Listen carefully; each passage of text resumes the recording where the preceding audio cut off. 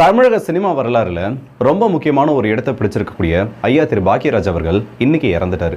So இந்த வீடியோவில் நம்ம என்ன பண்ண போறோம்னா, அவரோட வாழ்க்கையில் நடந்த சில முக்கியமான நிகழ்வுகள், அவரோட பொலிட்டிக்கல் கரியர் மற்றும் தமிழக சினிமா வரலாற்றிலேயே ஸ்க்ரீன் பிளேவோட கிங்குன்னு அழைக்கக்கூடிய அளவுக்கு மிகப்பெரிய அளவு ஜாம்பவான்கள்லாம் கோலோச்சி அந்த ஒரு காலகட்டத்திலேயே தனக்கென ஒரு ரசிகர் பட்டாளத்தையும், ஹீரோ முக்கியம் கிடையாது, ஹீரோயினும் முக்கியம் கிடையாது, ஸ்க்ரீன் பிளே இருந்துச்சுன்னா யாரால் வேணும்னாலும் ஒரு படத்தை வெற்றி படமாக மாற்றி காமிக்க முடியும்னு சொல்லக்கூடிய அளவுக்கு வலம் வந்த ஒரு நபர். ஸோ அவரோட வாழ்க்கையை பற்றின பல முக்கியமான நிகழ்வுகளை இந்த ஒரு பதிவில் பார்க்க போகிறோம். ஐயா பாக்கியராஜ் அவர்களுக்கு இந்த ஒரு காணொலியை என்னோட மற்றும் நம்மளோட சேனலோட சார்பாக சமர்ப்பிக்கிறேன். ஸோ வாங்க வீடியோக்குள்ள போயிடலாம். ஜனவரி மாதம் 1953 7ஆம் தேதி ஐயா திரு பாக்கியராஜ் அவர்கள் பிறக்கிறாரு.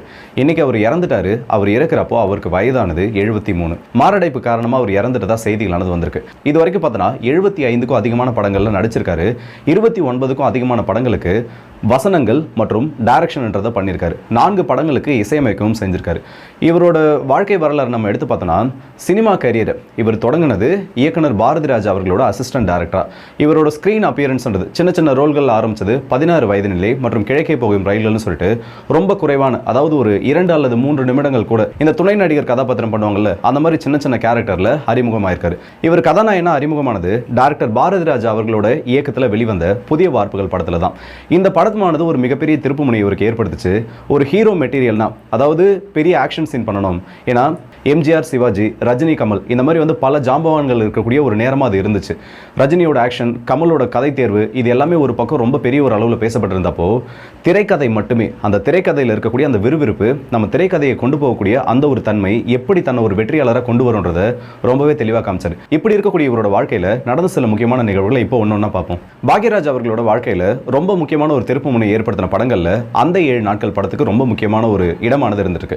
காரணம், ஒரு காதலன் காதலி இடையில் இருக்கக்கூடிய அந்த ஒரு உறவு, ஒருவேளை அந்த காதலானது சேராம தோல்வியில முடிஞ்சு அந்த காதலிக்கு இன்னொருத்தர் கூட திருமணம் ஏற்பட்டதுக்கு அப்புறமா, அதற்கப்புறம் இவரால் எந்த அளவுக்கு மெச்சூர்டா பிஹேவ் பண்ண முடியும்னு சொல்றது இன்னைக்கு காலத்துக்கு ஒரு எடுத்துக்காட்டா காமிக்கிற மாதிரி அந்த படமானது அமைஞ்சிருக்கும். அதுலயும் குறிப்பா சொல்லணும்னா, அந்த படத்துல வரக்கூடிய ஒரு முக்கியமான டயலாக் ஒன்று இப்போ வரைக்கும் இளைஞர்களுக்கு ரொம்ப முக்கியமான ஒரு கருத்தா மாறி இருக்கு. அதுவும் ஒரு காதலானது வெற்றி அடையாம முடிஞ்சிருச்சு, அது தோல்வியில இன்னொருத்தரோட அந்த பொண்ணுக்கு திருமணம் நடக்கக்கூடிய அளவுக்கு வந்தாலும் எந்த அளவுக்கு மெச்சூர்டா ஆண்கள் இருப்பாங்கன்றதை இது ரொம்ப முக்கியமான ஒரு படமா எடுத்து காமிச்சது. இதற்கு அடுத்தபடியாக பார்த்தோன்னா, முந்தானை முடிச்சு அவரோட கரியரோட ரொம்ப முக்கியமான ஒரு பிளாக் பஸ்டர் படம்னு சொல்லலாம். ஒரு குடும்ப உறவுகள் எப்படி இருக்கணும், அதுவும் அந்த குடும்ப உறவுல கணவன் மற்றும் மனைவிக்கு இடையில் இருக்கக்கூடிய அந்த உறவு எந்த அளவுக்கு ஆழமானதாக இருக்கணும். சின்ன சின்ன மெட்டீரியலை கூட வச்சு, இந்த மெட்டீரியலிஸ்டிக் ஸ்டோரி டெல்லிங்னு சொல்லுவாங்க, ஒரு சின்ன ஒரு பொருளை வச்சு எப்படி கதைக்காலத்தை வடிவமைக்கிறது, அதை வச்சு அதுக்கப்புறம் எப்படி அந்த படத்துக்கு பெயர் வாங்கி கொடுக்கறதுன்னு இது எல்லாத்தையுமே காமிச்ச ஒரு படமா இது இருந்துட்டு இருக்கு. இவர் ஹீரோ நடிச்ச படங்கள்ல ரொம்ப முக்கியமான ஒரு விஷயத்தை உடைச்சிருப்பாரு. ஏன்னா ஹீரோன்னு சொல்லக்கூடிய ஒரு நபர் 10 வில்லன்களை பந்தாடணும், அது மட்டும் இல்லாம மிகப்பெரிய அளவு சண்டை போட்டு அந்த மக்களை வந்து காப்பாற்றணும்னு சொல்லக்கூடிய ஒரு நரேட்டிவானது இருந்துச்சு. ரஜினி, கமல்ல இருந்து விஜயகாந்த் அவர்கள் வரைக்கும் எல்லாருமே இந்த ஒரு ஸ்டைலை ஃபாலோ பண்ணி மிகப்பெரிய ஒரு உச்ச நட்சத்திரங்களா மாறினவங்க. ஆனா இது எல்லாத்தையுமே உடைச்சவர் திரு பாக்யராஜ் அவர்கள். 6 பேக் கிடையாது, பெரிய ஒரு ஃபைட் இல்ல, மாஸ் என்ட்ரி எதுவும் கிடையாது, வேலைக்கு போகாத ஒரு நபர், பயந்த சுபாவம் உடைய ஒரு நபர், கோழைன்னு அழைக்கப்படக்கூடிய ஒரு நபர். இவங்களை வச்சு தன்னோட திரைக்கதை மூலமா அந்த கேரக்டரை வடிவமைச்சு அதை எப்படி வெற்றியாளராக காமிக்க முடியலான்றதையும் இவர் தெளிவாக காமிச்சிருக்காரு. அது மட்டும் இல்லாம நகைச்சுவை காட்சிகளை பொறுத்த வரைக்கும் இவர் அறிமுகமாகிறதுக்கு முன்னாடி வரைக்கும் காமெடிக்குன்னு சொல்லி தனியா ஒரு ட்ராக் இருக்கும். இப்போ கவுண்டமணி செந்தில் அவர்களோட காமெடி எல்லாம் பார்த்தோன்னா தனியா அதுக்குன்னு ஒரு ட்ராக் வச்சிருப்பாங்க, அவங்க 2 பேரும் சம்பந்தப்பட்ட காட்சி அமைப்புகள். ஆனா ஹீரோவோட சிச்சுவேஷனே, இப்போ ஒரு கஷ்டமான ஒரு காட்சியா இருக்கட்டும், இல்ல ஹீரோ ஃபேஸ் பண்ணக்கூடிய ஏதாச்சும் ஒரு பிரச்சனை, இதை பேஸ் பண்ணி சிச்சுவேஷன் காமெடின்றதை அதிகமாக இவரோட படங்கள்ல பயன்படுத்தினாரு. இதுவும் மிகப்பெரிய அளவு மாற்றங்களை கொண்டு வந்தது. அதுவும் ஹீரோவால எந்த அளவுக்கு காமெடி பண்ண முடியும், அதுவும் அந்த ஸ்டோரி லைனோட மற்ற படங்கள்ல காமெடிக்குன்னு சொல்லி தனி ஒரு ட்ராக் ஓடிட்டு இருக்கப்போ அந்த ஸ்டோரியவே ஒட்டி எந்த அளவுக்கு இவரால் நகைச்சுவை காட்சிகளை கொண்டு வர முடியுன்றதையும் திரைக்கதையில காமிச்சாரு. ஒரு படத்துல சைக்காலஜின்றது ரொம்ப முக்கியம், அதுவும் ஆடியன்ஸோட அந்த பல்ஸை பிடிக்கிறது ரொம்ப முக்கியம்னுவாங்க. அந்த ஒரு கேட்டகரியில் பார்க்குறப்போ ஒரு நடிகராக சாதிச்சதை விட இயக்குனராகவும் ஸ்க்ரீன் பிளே மற்றும் டயலாக் ரைட்டராகவும் திரு பாக்யராஜ் அவர்கள் நிறையவே சாதிச்சிருக்காரு. ஒரு இன்டர்வியூ டைமில் அவர்கிட்ட ஒரு கேள்வி நடந்து கேட்கப்படும், எப்படி வந்து நீங்கள் உங்கள் படத்தை வந்து இந்த அளவுக்கு வெற்றியாக மாற்றுறீங்க, அதுவும் ஆடியன்ஸ் என்ன நினைக்கிறாங்களோ. ஏன்னா நம்ம ஒரு படத்தை பார்க்குறப்போ நம்மளால ஈஸியாக சில விஷயங்களை கெஸ் பண்ண முடியும். ஆனால் இவரோட படங்களை நம்ம பெரும்பான்மையாக பார்க்குறப்போ, அதுவும் முதல் முறை பார்க்குறப்போ நம்ம நினைக்கும் நடக்கக்கூடிய ஒரு விஷயம் நடக்காது, அதுக்கு ஆப்போசிட்டாக ஒன்று நடக்கும். அதுக்கு அவர் சிம்பிளாக என்ன ஒரு பதில் சொல்லுவார்னா, ஆடியன்ஸ் கெஸ் பண்ணக்கூடிய அளவுக்கு நம்மளோட திரைக்கதை இருந்ததுன்னா நம்மளால அவங்கள புரிஞ்சுக்க முடியலன்னு அர்த்தம். நான் ஒரு ஆடியன்ஸாக உட்காந்து பார்க்குறேன், நான் வந்து ஒரு பார்வையாளராக உட்காந்து பார்க்குறேன்னா நான் எதிர்பாராத விஷயங்கள் நடக்கும்னு நினைப்பேன். அதனால ஒரு திரைக்கதை எழுதுறப்போ நான் அந்த இடத்துல ரைட்டரா இல்லாம ஒரு பார்வையாளரா இருந்து என்னோட படைப்பை பார்ப்பேன். அப்பதான் என்னால ஒரு சிறந்த திரைக்கதை கொடுக்க முடியும்ன்றதையும் இவர் அந்த ஒரு நிகழ்ச்சியில சொல்லியிருப்பாரு. எல்லாத்த விட இவர் பண்ண ரொம்ப முக்கியமான ஒரு விஷயம் என்னன்னா, ஹீரோயினா வெறும் கவர்ச்சிக்காக மட்டும்தான், அவங்களுக்கு வந்து ரொம்ப பெரிய அளவு கேரக்டர் ரோலோ இல்ல அந்த கதையோட ஒன்றிய எந்த ஒரு கதாபாத்திரமோ கொடுத்திருக்க மாட்டாங்க. ஆனா ஹீரோயின்ஸ்க்கும் இம்பார்ட்டன்ஸ் ஆனது கொடுத்து கதையில அவங்க எந்த அளவுக்கு முக்கியத்துவம், ஹீரோயினை பேஸ் பண்ணி அந்த ஒரு நடிகையை பேஸ் பண்ணி அந்த கதாபாத்திரத்தை வடிவமைக்கிறதுன்னு சொல்லி பல மாற்றங்களை கொண்டு வந்திருக்காரு. அண்ட் சில படங்கள்ல புரட்சிகரமான வசனங்களை வைக்கிறது, இன்டர்வல் பிளாக்குன்னு சொல்லி ஒரு தனி ஒரு ரசிகர் பட்டாளத்தையே உருவாக்கின பெருமையும் இருக்கு சாரும். இன்னைக்கு வந்து இன்டர்வல் ட்விஸ்ட்டை பத்தி நம்ம பேசுறோம். ஆனா இவர் பீக்ல இருந்த காலகட்டத்தில் இன்டர்வல் பிளாக்குக்காகவே குறிப்பிட்ட சில மாற்றங்களை பண்ணுவார். இன்டர்வலுக்கு அப்புறம் என்ன நடக்க போகுது, ஒருவேளை இவன் தான் வில்லனா, ஒருவேளை ஹீரோவே வில்லனா மாறிடுவான்னு சொல்லக்கூடிய அளவுக்கு பல மாற்றங்களை கொண்டு வந்திருக்காரு.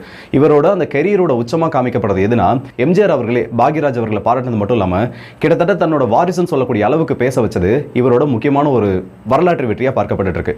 பொலிட்டிக்கல் கெரியரை பொறுத்த வரைக்கும் ஏஐடிஎம்கே மேல ஸ்டார்டிங்ல சில விமர்சனங்கள், அதுக்கப்புறமா திமுகவில் சார்ந்தது, அப்புறம் திமுகவை விட்டு வெளியில வந்து ஜஸ்ட் வந்து ஒரு பொலிட்டிக்கல் அப்சர்வரா மாறணும்னு சொல்லி இவரோட பொலிட்டிக்கல் கரியரும் சில ஏற்ற இறக்கங்களை கொண்டதா இருக்கு.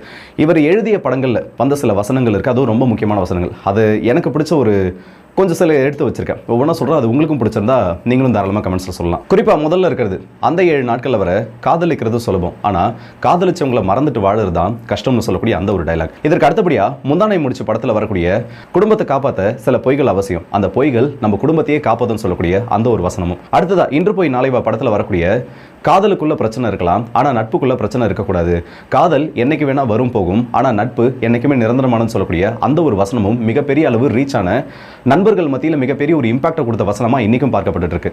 அடுத்ததா டார்லிங் டார்லிங் படத்தில் வரக்கூடிய காதலிச்சவங்க எப்படி ஜெயிக்கிறாங்கன்றது அவசியம் கிடையாது, அவங்க காதல் உண்மையா இருக்கணும், அந்த காதலே அவங்களை ஜெயிக்க வச்சிருன்றது ரொம்ப முக்கியமான ஒரு வசனமா இருந்துட்டு இருக்கு. அண்ட் ஃபைனலா இது நம்ம ஆளு படத்துல வர இன்னொரு ரொம்ப முக்கியமான ஒரு டயலாக், மனசு சொல்றதுக்கும் மூளை சொல்றதுக்கும் நடுவில் இருக்கக்கூடிய அந்த ஒரு சின்ன இடம் தான் நம்மளோட வாழ்க்கையை தீர்மானிக்குதுன்னு சொல்லி, மனசுக்கும் மூளைக்கும், அதாவது ஒரு விஷயத்தை நம்ம மனசு வந்து பண்ணி ஆகணும், குறிப்பாக ரிலேஷன் சம்மந்தப்பட்ட பிரச்சனைகளை நம்ம இதை பண்ணி ஆகணும்னு சொல்கிறப்போ நம்மளோட நல்லதுக்காக சில நேரங்களில் நம்மளோட மூளை அதை வேணான்னு சொல்லும். அதுக்கு இடையில் நடக்கக்கூடிய போட்டியை ரொம்பவே தெளிவாக காமிச்சிருப்பாரு. இது வந்து சினிமாவில் வந்த டயலாக்ஸ் மட்டும் தான், அதுவும் இது எனக்கு பிடிச்ச என்னோட பர்சனல் ஃபேவரட்னு சொல்லலாம். இது மட்டும் இல்லாமல் இன்டர்வியூஸ்லையும் சில முக்கியமான வார்த்தைகளை சொல்லியிருப்பாரு. முதல்ல இருக்கக்கூடியது, இன்டர்வியூவில் எப்படி வந்து உங்களோட படங்கள் இந்த அளவுக்கு வெற்றி அடைதுன்னு கேட்கப்படுறப்போ, ஒரு முக்கியமான கதை வெற்றி அடையணும்னா, ஒரு கதை அது திரைக்கதையாக மாறி வெற்றி அடையணும்னா அந்த கதையில் உண்மைத்தன்மையானது இருக்கணும், அந்த உண்மைத்தன்மையை சுற்றி தான் அந்த திரைக்கதையானது உருவாக்கப்படணும். அப்படி உண்மைத்தன்மை இருந்தால் தான் அந்த படம் வெற்றி அடையும்னு சொல்லியிருப்பாரு. இது அந்த ஸ்க்ரீன் பிளேக்கு மட்டும் இல்லை, நம்மளோட வாழ்க்கையிலையும் நிறைய இடத்துல இம்ப்ளிமெண்ட் பண்ணுற மாதிரி இருக்கும். இரண்டாவது, திரைக்கதை ரொம்ப விறுவிறுப்பாக போகிறப்போ ஹீரோ யாருன்னு சொல்லக்கூடியதே மறந்து மக்கள் படத்தோட ஒன்றா ஒன்றிடுவாங்க.